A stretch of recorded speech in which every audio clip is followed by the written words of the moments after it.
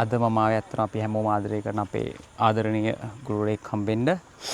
ඉතින් විවේක පාඩුවේ කාලය ගත කරනවා. ඉතින් අපි බලමු අපේ ආදි ශිෂ්‍යයෝ හැමෝම කැමති වෙයි කොහොමද ජීවිතය ගත කරන්නේ කියලා. පොඩි chat එකක් දාන්න තමයි ආවේ. අපි ගිහිල්ලා බලමු එහෙනම්. අයබෝවන් සර්. ඉතින් සර් අපේ ෂූටි chat එකක් දාන්න පොඩි රෙකෝඩ් එකක් යනවා. හරි සර්. ඉතින් අපි සියලු දෙනාටම අද විශේෂ දෙයක් කතා කරන්න ආවේ. අපිත් එක්ක අපේ ජීවිතය හදපු අපේ ජීවිත වෙනස් කරපු අපේ ආදරණීය ගුරුවරයෙක්. ඉතින් විද්‍යාව ඉගෙනුවේ. ඉතින් අපි හැමෝම දන්නේ වඩුවන්සි සර් කියලා. හැබැයි මම හිතන්නම් සරත් වඩුවන්සි. සරත් වඩුවන්සි. ඉතින් සර් ආවේ ආදරණීය කතා බහකට. මම දැන් ලොකු දැනුවත් කිරීමකින් තොරව තමයි අපි ආවේ. ඉතින් සර් කොහොමද ජීවිතේ? ජීවිතේ ඉතින් විශ්‍රාම සමයේ යනවා. ඉස්සෙල්ලා මම ස්තුති කරන්න ඕනේ ඔයගොල්ලන්ගේ කණ්ඩායම. ඇත්තටම පහුගිය දවස්වල ඊ타ත්ම අනර්ඝ මම හිතන්නේ ඒක අපිට වචන වලින් විස්තර කරන්න බැරි තරම් ඊ타ත්ම ගුරුවරු වෙනුවෙන් ප්‍රදේශයේ ඔයගොල්ලන්ගේ හදවතින් නැගිච්ච ඒ මම කියන්නේ කෘතගුණ සැලකීමේ ඒ වැඩසටහන මම හිතන්නේ ඊ타ත්ම ලස්සනයි. ඒක A to Z ලස්සනට ගලාගෙන ගියා. අපිට මුණ ගැහෙන්න අපිට පුද්ගලිකව මුණ ගැහෙන්න බැරි වෙච්ච ගුරු මහත්මීන් එදා මුණ ගැස්සුවා. මම හිතන්නේ ඒක ඇත්තටම අපි ලැජ්ජාවටපත් වුණා. අපේ යාළු මිත්‍රයෝ අපිට එකතු කරගන්න බැරි වුණා. නමුත් ඕගොල්ලන්ගේ ඒ ඉන්විටේෂන් එකේ ඕගොල්ලන්ගේ ආරාධනෙන් එදාට ඇවිල්ලා පරණ මූණු ඔක්කොම දැකලා පුදුම විදිහට සතුටු වුණා. මම ඉස්සෙල්ලාම ඕගොල්ලන්ට ස්තුතිවන්ත වෙනවා ඒ ඕගොල්ලෝ කරපු සත්කාරයට. මට ආරංචියක් එනවා ඕගොල්ලෝ මේ තව වැඩසටහනක් කරන්න සූදානම්. එදා පොඩි ඉඟියක් දුන්නා. ඔව්. මොකද්ද ඒ කරන්න යන්නේ? ඉතින් මම හිතන්නේ ඒක අර අපි ඒ වෙලේ අර ප්‍රෝග්‍රෑම් එක අවසන් වෙලාවේ තිබ්බ අදහසක් තමයි බෑක් ටු ස්කූල් එකක් කරන්න ඕනේ කියලා. ඉතින් ඒක මම හිතන්නේ ඒකේ වගකීම බාර අරන් වැඩ කරන්නේ ටීම් 86 එකේ අය. ටීම් 86 කියන්නේ වෙනම කණ්ඩායමක්. එතකොට ඒගොල්ලන් තමයි මේකේ වගකීම දැරිය යුත්තේ. ඉතින් සර් මොන වගේ අදහසක්ද තියෙන්නේ ඒ ගැන? ඔව් ඇත්තටම ගොඩක් හොඳ වැඩසටහනක්. දැන් අපි දැකලා තියෙනවා ගොඩක් පාසල්වල විශේෂයෙන්ම නගරබද පාසල්වල මේ බෑක් ටු ස්කූල් එක ක්‍රියාත්මක වෙනවා. මෙහෙට අලුත් අත්දැකීමක්. ඉස්සෙල්ලම අපි අගය කරන්න ඕනේ ඔයගොල්ලෝ ප්‍රදේශයේ යම් යම් වෙනස්කම් කරමින් තරුණ පරපුර විදියට ගලේවල ප්‍රදේශයට අලුත් අත්දැකීම් සමුදායක් ලබා දීම සම්බන්ධයෙන් මම හිතන්නේ පහුගිය දවස්වලත් තවත් වැඩසටහනක් ඕගොල්ලෝ කරා. ඇත්තට මේක තමයි වෙන්න ඕනේ. අපි රාමුවකට කොටු වෙලා ගලේවල ප්‍රදේශයේ අපි ඉන්නවට වඩා අපේ පරණ අපේ දරුවෝ අනාගතය මේ ඔක්කොම අපි එකට එකතු කර ගන්න ඕනේ. මම හිතන්නේ හොඳ කාලෝචිත වැඩසටහනක් බෑක් ටු ස්කූල් එක. එතනදී ගොඩක් වැඩ තියෙනවා. මම හිතන්නේ දැන් අර අපි ගිය සැරේ එකතු වුණේ ඕගොල්ලොත් එක්ක හිටපු ගුරු මහත්මීන් සහ ඒ සමාන්තර ළමයි කණ්ඩායමක්. නමුත් බෑක් ටු ස්කූල් එකක් කිව්වහම ඊට වඩා ගොඩාක් පුළුල්. මම හිතන්නේ මේකට පුළුවන් පාසල ආරම්භ කරපු දවසේ ඉඳලා හිටපු ශිෂ්‍යයෝ අද වෙනකන් ඉන්න ශිෂ්‍යයා. එදා පළමු ශිෂ්‍යයා අද නැහැ. මට මතකද ගුණදාස ජයවික්‍රම මහත්මයා තමයි ඔකේ අංක 1. අංක 2ට හිටියේ මට මතක විදියට මාලින්දන කියලා මහත්මෙක් හිටියා බැංකුවේ මැනේජර් වෙලා හිටියා. එයාත් අද නැහැ. ඊට එදා හිටපු ශිෂ්‍යයෝ ඉඳලා මෑතකදී පාසලෙන් අයින් වෙලා ගියපු ශිෂ්‍යයා දක්වා සියල්ලටම විවෘත වෙන්න ඕනේ. ඒකම එදා ඉඳලා මේ පළමු ගුරුවරුන්ගේ ඉඳලා අද දක්වා උගන්වන සියලු ගුරුවරුන්ට මේක විවෘත වෙන්න ඕනේ. එතකොට මම හිතන්නේ ලොකු වගකීමක් සහ ලොකු කාර්යභාරයක් තියෙනවා මේ සියලු දෙනා දැනුවත් කිරීම සහ එක්තැන් කර ගැනීම. ඉතින් මම හිතන්නේ ඒකට මුලපිරීම පිළිබඳව ඇත්තටම අපි මේ ආඩම්බර වෙන ওই කණ්ඩායම එහෙම අදහසක් ඇතුව මේ වගේ වැඩකට අත ගහපු එක. එතකොට මේ පණිවිඩය අපිට දෙන්න වෙයි හැමෝටම මේක එදාට වඩා ලොකු සංවිධානාත්මකව කරන්න ඕන වැඩක්. මොකද විවිධ තරාතිරම් වල අය මෙතෙන් දෙනවා. එතකොට ඕගලන්ගේ වයස අයත් එනවා. අපි වගේ දැන් මමත් ඕකේ ආදිශියෙක්.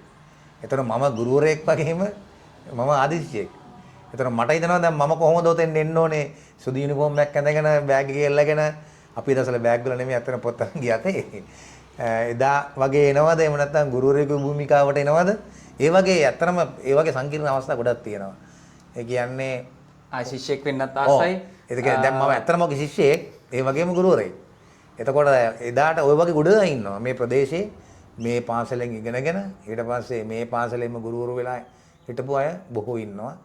ඒගොල්ලන්ටත් ලොකු අත්දැකීමක් වෙයි. මට ආපු වගේ මම හිතුවා වගේ ඒගොල්ලන්ටත් හිතෙයි. කොයි චරිතයද දාට රඟපාන්නේ කියන එක. ඉතින් මේක ඇත්තටම අර අපි දැකලා තියෙනවා මම දැක්ක ඊයේ පෙරේද මේ පොඩි ඇඩ්වර්ටයිස්මන්ට් එකක් කරනවා බෑක් ටු ස්කූල් තාප් එකකින් පයින්ට ගිහිල්ලා දෙන්නෙක් මම හිතන්නේ මේක ඊට වඩා ගැඹුරු මේ බෑක් ටු ස්කූල් කියන එක මීට වඩා ගැඹුරුයි. අපි බැලුවොත් එහෙම මෙන්න මේ වගේ. දැන් එක පැත්තකින් ගත්තොත් ශිෂ්‍යයාට පාසල් කාලය තුල පාසල දකින්න විදිහයි පාසලෙන් පරිබාහිරව තමන් මැචුව වෙනකොට තමන් සමාජය පිළිබඳ දැනුවත් වෙනකොට ආපහු පාසල දකින්න විදිය තමයි බෑක් ටු ස්කූල් කියන්නේ. නැතුව ආපහු අපි එදා හිටපු තැනට ගිහිල්ලා එදා ඒ පුටුවේ වාඩි වෙලා ඉන්න එකට විතරක් නෙවෙයි. ඒකත් ඇත්තටම ඉතා වැදගත්. තමන්ට පරණ මතකයන් අවදි වීම, තමන් හිටපු තැන, තමන් සෙල්ලම් කරපු තැන්, තමන්ගේ යාළු මිත්‍රාදීන් සහ සමහර ලාවට තමන්ගේ ප්‍රේමවන්තයන් මුණ ගැසෙච්ච තැන්. ඇත්තට මේවා හරි මිහිරි අත්දැකීම්. පාසල් කාලය කියන්නේ දරුවෙක්ගේ පුද්ගලයෙකුගේ ජීවිතේ ලබා ගන්න පුළුවන් අමුතුම සහ මිහිරිම අත්දැකීම් වලින් පිරිච්ච තරම්. ජීවිතේට හම්බෙන්නේ නැති. අනිවාර්යෙන්ම එකපාරයිනේ. එකපාරයි ඉස්කෝලේදී අපි ගුරුවරයෙක් වශයෙන් ගියාට අපි ළමයෙක් විදිහට නෙමෙයිනේ ආපහු යන්නේ. එතකොට ඒ ටික ඔක්කොම මතක් වෙනවා. එතකොට ඒවා ඔක්කොම ෆිල්ම් එකක් වගේ ආපහු දිගෑරෙනවා. ඒක ඇත්තටම එක පැත්තකින් තාම වැදගත් දෙයක්. මිනිස්සුන්ට ඇත්තටම මිනිස්සුયો කියන අය දවසින් දවස වෙනස් වෙන ගාමම තමන්ගේ අතීත ආවර්ජනයත් ඊටාම වැදගත්. ඊළඟට මේක ඊළඟ කාරණේ වෙන්නේ තමන්ගේ ඒ සමකාලීනව හිටපු ගුරුවරු. සමකාලීන සීනියර් සහ ජූනියර් ක්ලාසස් වල හිටපු සහෝදර සහෝදරියෝ. ඒගොල්ලොත් මුණ ගැහෙනවා. එතකොට ඒගොල්ලෝ අතර තිබ්බ එදා තිබුණ හැඟීම්, අද තියෙන හැඟීම්, ඒ බැඳීම් ඒවත් අපි අලුත් කරගන්න පුළුවන්. ඒකම මේකෙන් මං හිතන්නේ හොඳ පණිවිඩයක් දෙන්න පුළුවන් වර්තමාන සමාජයට. ඒ කියන්නේ දැන් වර්තමාන සමාජයේ අපි මොනවා කිව්වත් මේකේ යම් යම් වෙනස්කම් ලෝකයේ තුල සිද්ධ වෙනවා. ඒ වෙනස්කමුත් සමග තමයි අපේ ළමයිනුත් ඉන්නේ. දැන් සමහර ලාවට ඔයා දකිනවා අලුත් ළමයි අපි වගේ නෙමෙයි නරකයි වගේ අදහසක් එනවා. වෙනස් වගේ අදහසක්. වෙනස් තමයි. ඉතින් ඒක වෙන්නම බෑ. වෙනස් වෙන්න ඕනේ. ඉතින් ඒ වෙනස අපි කොහොමද මේ අපේ පාසල් මාතාව සහ ප්‍රදේශයේ මේ ප්‍රදේශයේ අපේ ගලේවල ප්‍රදේශයේ මේ කීර්ති නාමය පාසලේ කීර්ති නාමය රැක ගැනීමට කොහොමද අපි මේක එන්ගේජ් කරගන්නේ? මේක සම්බන්ධ කරගන්නේ. නැත්නම් අපි ඒ තරුණ පරපුර අතහැරලා දැම්මොත් ඒගොල්ලෝ තව තවත් ඈත් වෙනවා. සමාජයෙන් සහ පාසලෙන් සහ ඊට පල්ලෙහා ඊට ඉහළින් හිටපු ඒ කියන්නේ වැඩි වයස් කාණ්ඩ වලින් එහෙම පොඩ ඈත් වෙන්න පුළුවන්. මම හිතන්නේ මේක ඉතාම හොඳ අවස්ථාවක් වේවි. මේගොල්ලෝ ආපහු එකට එකතු වෙලා එකට බැඳ ගන්න. එතකොට එදා කොහොමද අපි ඕගොල්ලෝ ගුරුවරුන් සහ ළමයි එකට හිටියේ? අද කොහොමද ඉන්නේ? එතකොට අද ළමයා කොයි වගේ වෙනස් වෙන්න ඕනද? මම හිතන්නේ මේ වගේ පණිවිඩකුත් දෙන්න පුළුවන් වේවි කියලා හිතනවා. මම හිතනවා හොඳ ආරම්භයක් තමයි සර් ගත්තේ. ඉතින් ඒ කියන්නේ කලින් පාසල් ජීවිතවලත් ඇත්තටම මේ ගුරු සහ සිසුන් අතර ප්‍රශ්න තිබ්බා. ඔව්. ඉතින් හැබැයි ඒ ප්‍රශ්න ඉතා ශනිකෙන් විසඳුණා. නැවත පරණ විදිහට ගරු කරනවා, ගැටුම් තියෙනවා. ඉතින් හරි රසවත් ඇත්තටම. සමහරවිට ඒ කාලෙදි අපිට සර්ලව සමහරලාට අපි කියන්නේ භාෂාවෙන් කෙලිම් කරලා මතක ඇතිනේ පිටිපස්සෙන් පන්නලක් තියෙනවා. තාප්පෝඩින් පැනලා අපි ඇත්තටම නමුත් අද දැන් ඔයාටයි මටයි මේ විදිහට ලස්සනට එකට වාඩිලා කතා කරන්න පුළුවන් නේද? ඔව් ඒක තමයි වෙන්න ඕනේ. ඉතින් මම දැන් දන්න විදිහට සර්ලාගෙන් හොඳටම පන්නන්න පුළුවන් දෙන්නයි හිටියේ. එක්කෙනෙක් තුෂාර සර්.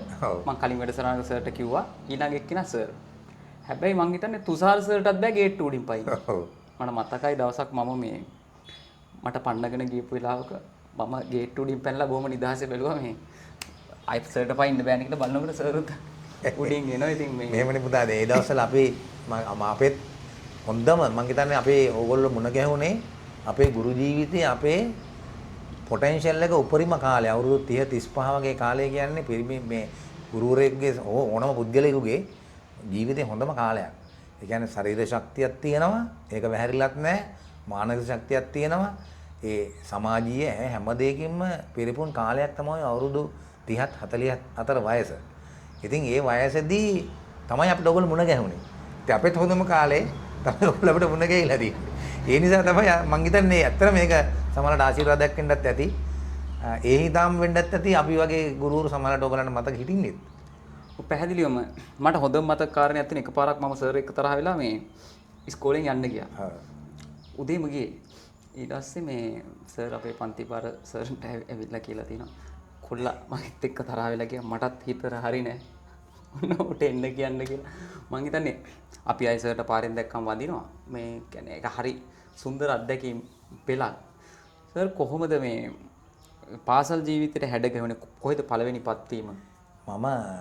මම ඉස්කෝල කීපයක ඉගෙනගෙන තියෙනවා. ඉස්සෙල්ලාම අනුරාධපුර දිස්ත්‍රික්කයේ ඉස්කෝල දෙකක් තුනක් රම්පත්තිල කාටගස්ටිගිලිය ඉගෙනගෙන තමයි ගලේවැල ප්‍රාථමිකයේ සහ ගලේවැල මහාවිද්‍යාලයේ දවස්වල සාමාන්‍ය පෙළ කරේ. ඊට පස්සේ මම උසස් පෙළ හැදෑරුවේ මාතලේ විද්‍යාලයේ.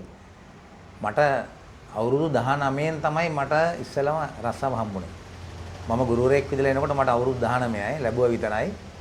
18යි මාස ගාණක් ඉස්සෙල්ලාම සිල්වත්ගල මහාවිද්‍යාලයට තමයි මම විද්‍යා ගුරුවරයෙක් වශයෙන් පත්වීම අරගෙන ආවේ. ඒතර මම හිතනවා මමත් ඒකේ ශිෂ්‍යෙක්. ඔයා පුංචි කාලේ හිටියා නේද? පුංචි කාලේ හිටියා. පොඩි කාලේ ඉඳලා ඊට පස්සේ ඔයා මෙහාට ආවා. මට වඩා වයස ළමයි හිටියා පන්තිවල. ඒ දවස්වල ඒ කියන්නේ අර A level classes වල මට වඩා වයස ළමයි හිටියා. මොකද ඒ කාලේ ෆේල් කරනවත් අඩුයි. ළමයි හිටියා. පාස් කරන අඩුයි ෆේල් කරනවා. ඔව් ෆේල් කරනවා. පස්සේනේ මේ ඔක්කොම යවන්න පටන් ගත්තේ. එතකොට ඊට පස්සේ මම සාලියපුර අනුරාධපුර ගුරු පුහුණුව සඳහා සහභාගී වෙලා ඊට පස්සේ ආපහු සිල්වත්ගලට ගිහිල්ලා ඊළඟට තමයි ගලේවල මධ්‍ය මහාවිද්‍යාලයට ගුරුවරයෙක් වශයෙන් පත් වෙලා ආවේ.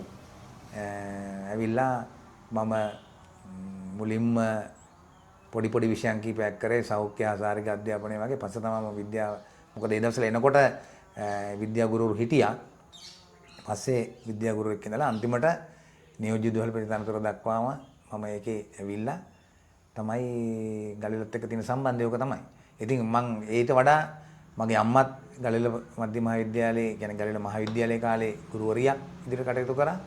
මගේ සොහිරෝ සහ සොහිරියන් තිදෙනාත් මේ විද්‍යාලයේ අධිශිෂ්‍යෝ.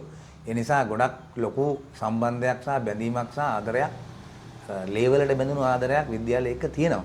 ඒ මත තමයි මේ දවස්වල අපි ඔයගලන්ට සමහරලාවට අනවශ්‍ය විදියට ඔයගලන්ගේ ජීවිතවලට තර්ජනයක් හෝ අනවශ්‍ය විදියට ඇඟිලි ගහන්න වෙන්නේ නැත්තත් මං හිතන්නේ ඒ තිබ්බ අර පාසල කෙරෙහි තිබුණ බැඳියාව මත නිසා වෙන්නේ නැති.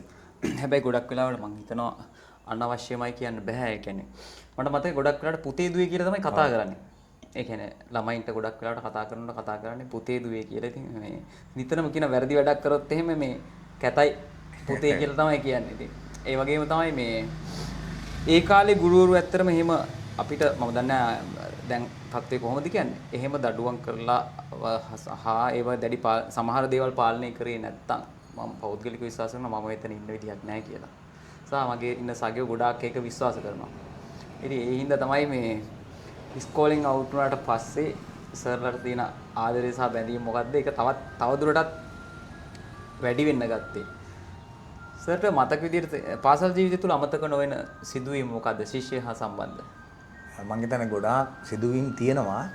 මේ මට මතක් වෙනවා මේ විශේෂයෙන්ම මම ලොකු උනන්දුවක් දක්වා පාසල පිරිසුදුව තියාගන්න. පාසල පිරිසුදුව තියාගන්න උනන්දුවක් දක්වා සමහර ලාවට මට මතකයි මම ওই බිම වැටලා තියෙන කඩදාසි කෑම පාර්සල් එහෙම මේ එකතු කරා. ළමයිට කියලා දෙනවා ළමයි එකතු කරා නැත්නම් මම මේ වැඩේ කරනවා අතු ගන්නවා.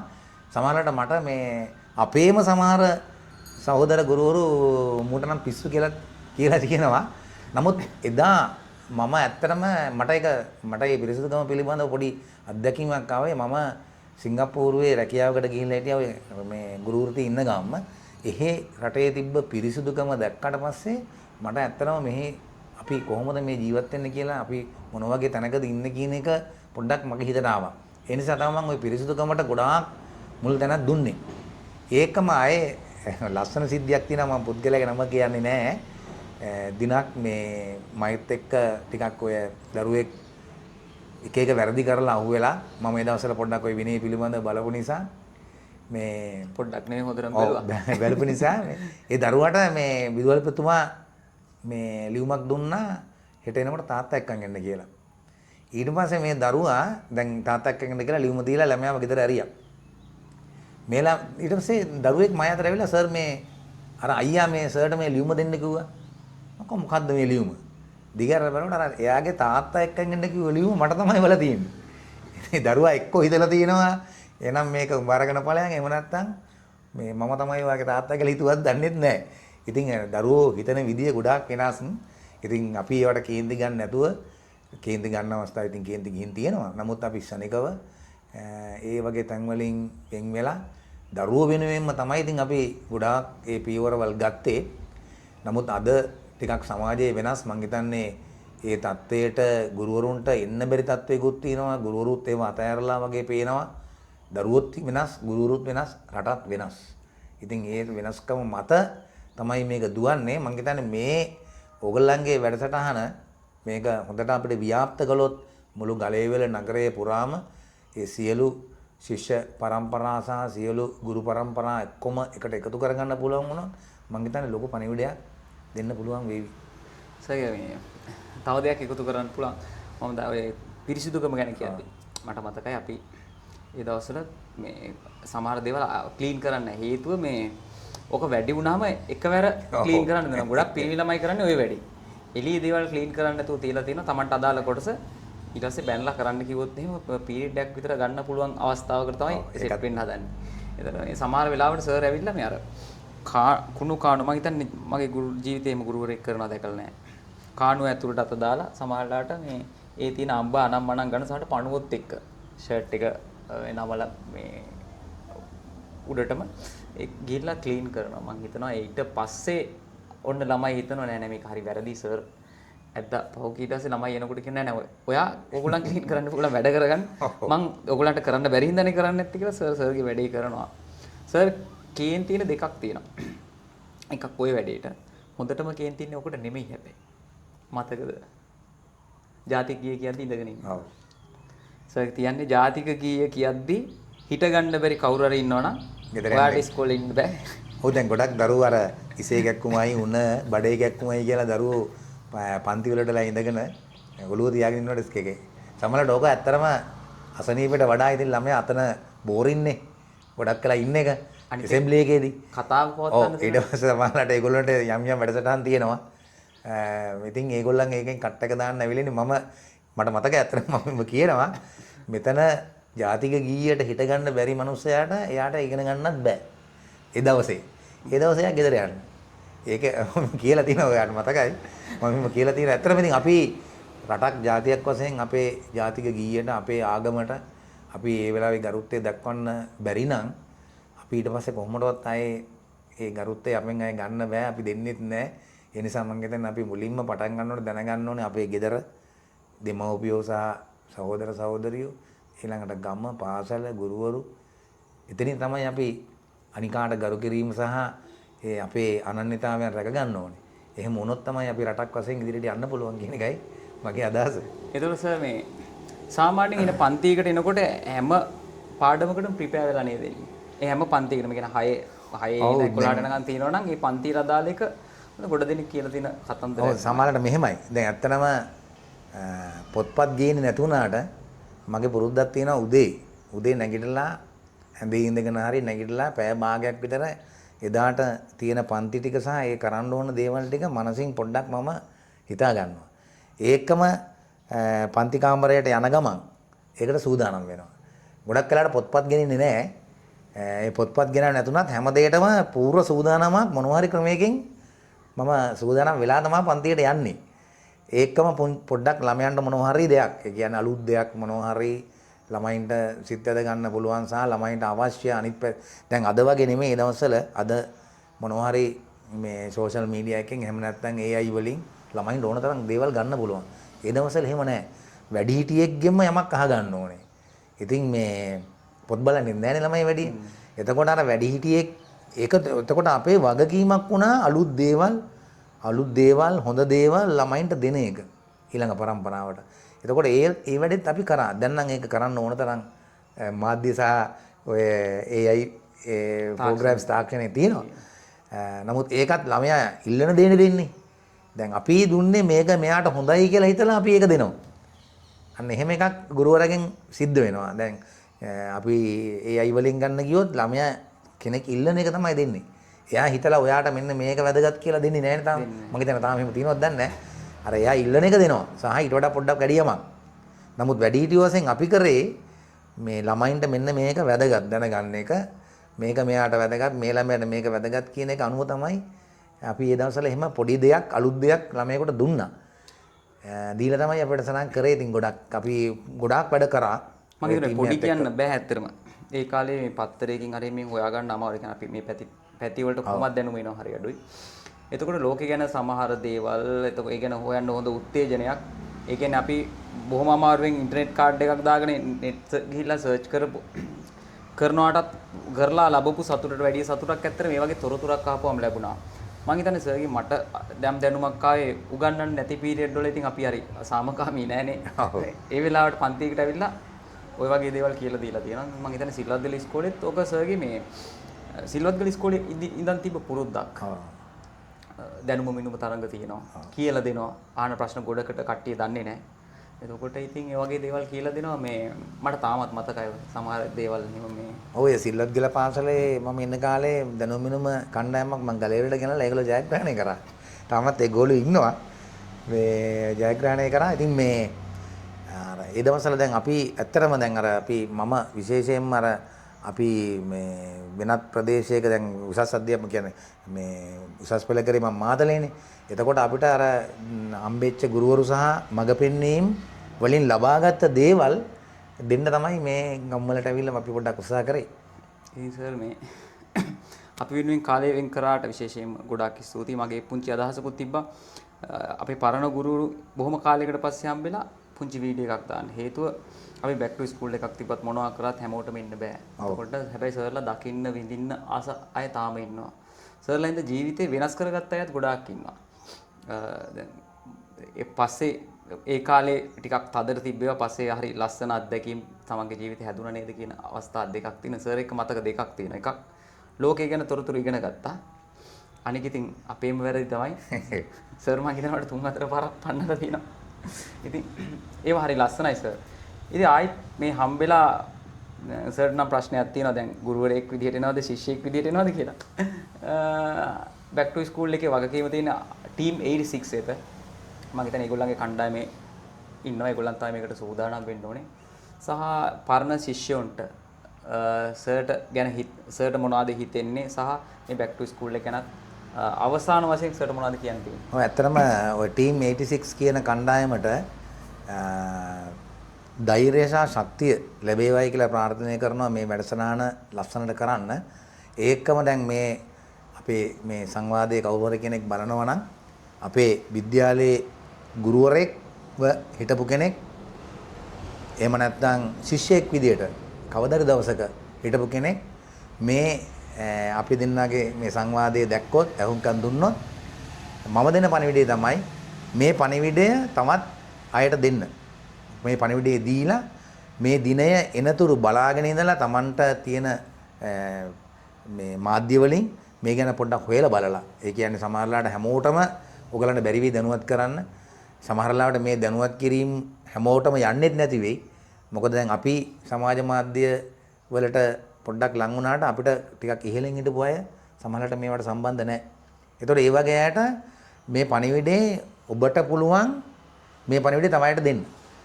විශේෂයෙන්ම පළවෙනි ශිෂ්‍යයාගෙන් ඉඳලා මේ අවසානයේදී පාසලෙන් සමුගත් ශිෂ්‍යයා දක්වාත් සියලුම එදා ඉඳලා අද වෙනතුරු සේවය කරපු සියලුම ගුරු මහත්මයාත්මීන් විදුහල්පතිවරුන් ඇතුළු ඒ අනිකුත් අනධ්‍යන කාර්ය මණ්ඩලවල සේවක සේවිකාවනුත් දැනුවත් කරලා මේ වැඩසටහන සාර්ථක කරගන්නට උදව් කරන්න කියන තමයි මම ඉල්ලා සිටින්නේ. මම හිතන ඉතින් ඊට වටින දෙයක් තමයි කිව්වේ.